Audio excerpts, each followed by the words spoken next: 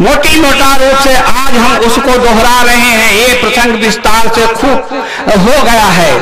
तो आज हम ब्रह्मांड की रचना के बारे में विशेष तौर से जो विवेचन करेंगे कि 5 ब्रह्म 5 भई अंडा, 7 सूरत भई मोल और 14 जम रखवारियां परी जीव को घोल। तो उसके बारे में क्या है? आगे श्वेत सुन्न है भाई, आगे श्वेत सुन्न है भाई, बग भौरा दो रूप लखाई, निज मन करत तहां ठकुराई। अब इस जगह से आप ब्रह्मांड की रचना के बारे में शायद कहते हैं आगे से सुन्न है भाई और बग भौरा दो रूप लखाई, और निज मन करत तहां ठकुराई, सो नैनन पिछुआरा है। आगे क्या होता है कि आपका नेत्र जो होता है उसमें सफेद पुतली और काली पुतली होती है, और पुतली के अंदर है तिल के तिल मिल तिल भीतर तातिल भी छिपाया है, और तिनका वोट पहाड़ शोभा से आदि पुरुष की छाया है।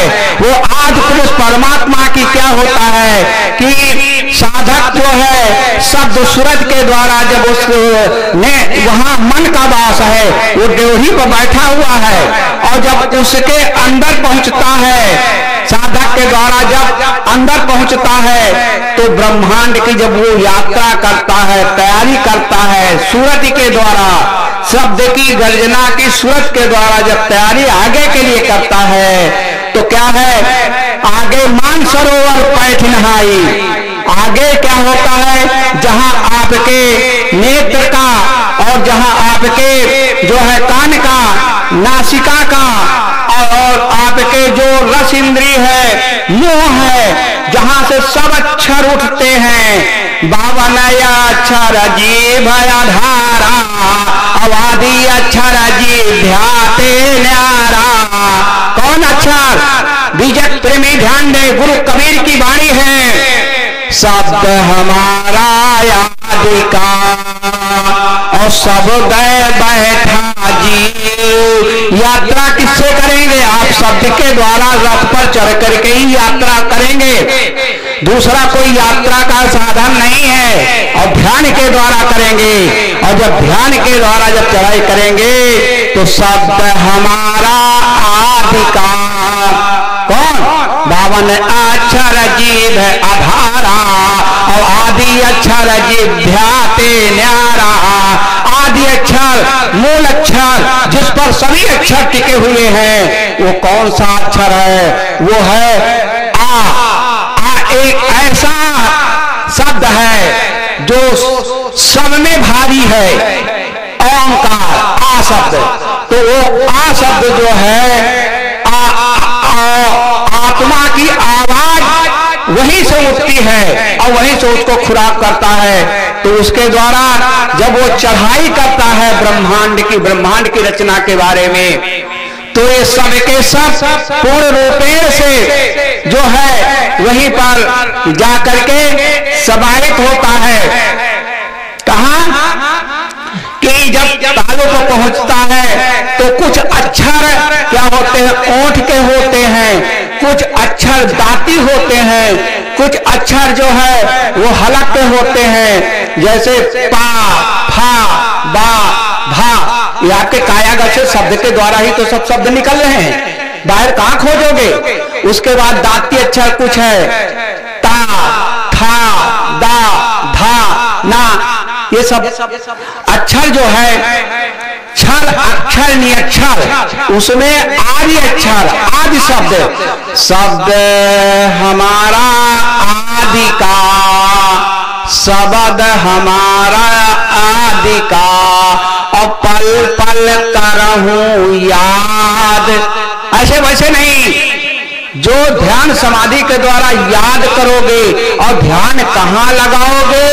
जब ब्रह्मांड की रचना में नैनों के पिछवाड़े के द्वारा जब सूरज चढ़ेगी तब कहां पहुंचेगी? जो आपका ब्रेन है, जो उत्तरोत्तर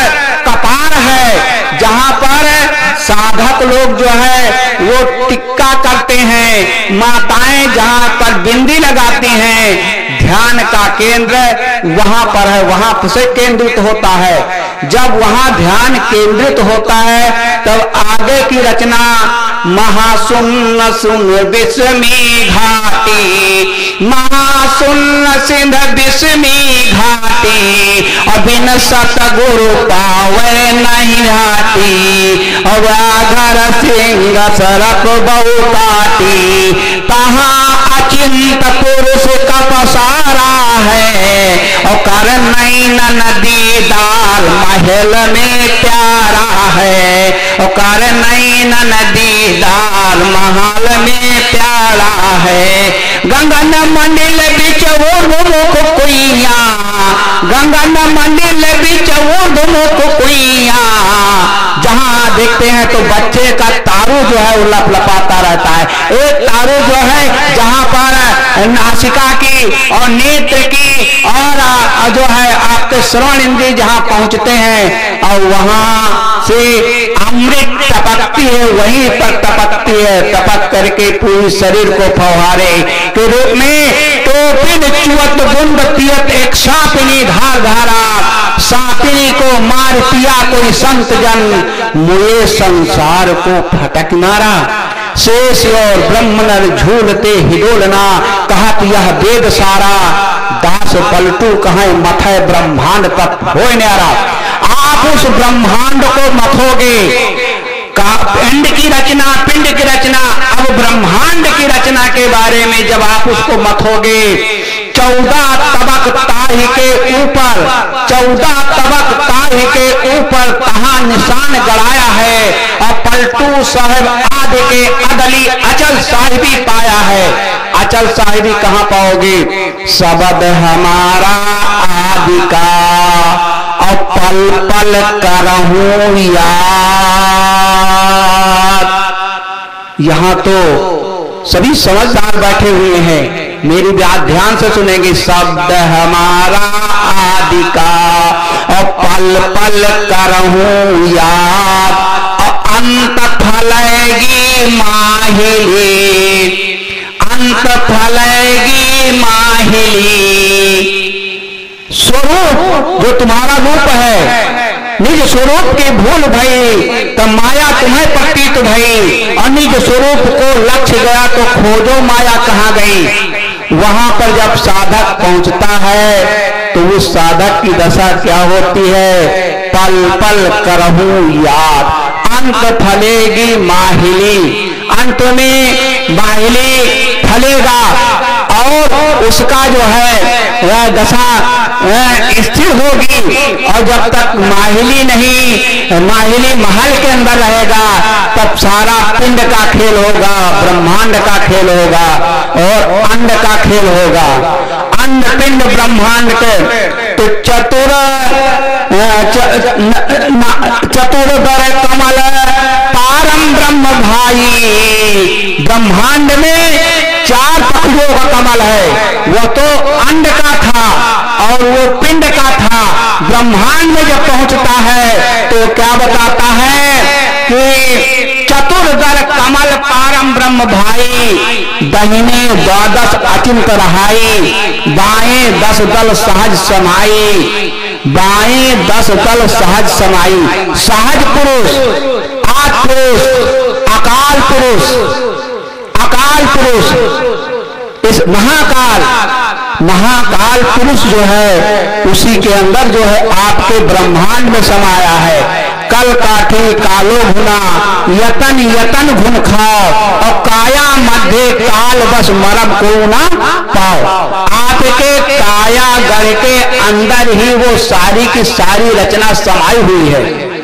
और इस बात के लिए आदि माया की ही चतुराई, आदि माया की ही चतुराई, और झूठी बाजी पिंड बनाई। अकाल पुरुष परमात्मा का जब हुआ उसका निर्देश संदेश तो आदि माया की ही चतुराई और झूठी बाजी पिंड बनाई। जैसे जो परछाई होती है, जो जैसा भी चित्र होता है वैसे ही तो परछाई होती है, उसी प्रकार आज पुरुष सत्य पुरुष परमात्मा क्या करता है, अलग पुरुष परमात्मा क्या करता है, उसकी जो सूरत है वो आदि माया जो है वो चतुराई का जाल फैला करके आदि माया की ही चतुराई और झूठी बाजी पिंड बनाई। अविगत अंड रची अंड माही, अविगत अंड रची अंड माही। इस हंस की चार अवस्थाएं हैं, एक जागृत अवस्था है, एक स्वप्नावस्था है, एक सुशोभित अवस्था है और एक तुरी अवस्था है। जागृत अवस्था का व्यवहार आप लोग देख रहे हैं। इसके आगे जब पहुंचेंगे तो जब स्वप्नावस्था इसी चेतन की पहुंचेगी तो ये स्थिति नहीं होगी। उस स्थिति में क्या है, स्वप्न में आप सब रचना तुरंत बना लेंगे और लगता है उस समय वो सब सत्य हो रहा है। अब उसके बाद जब आपका नेत्र खुलता है तो लगता है कि सब कुछ गायब हो गया है।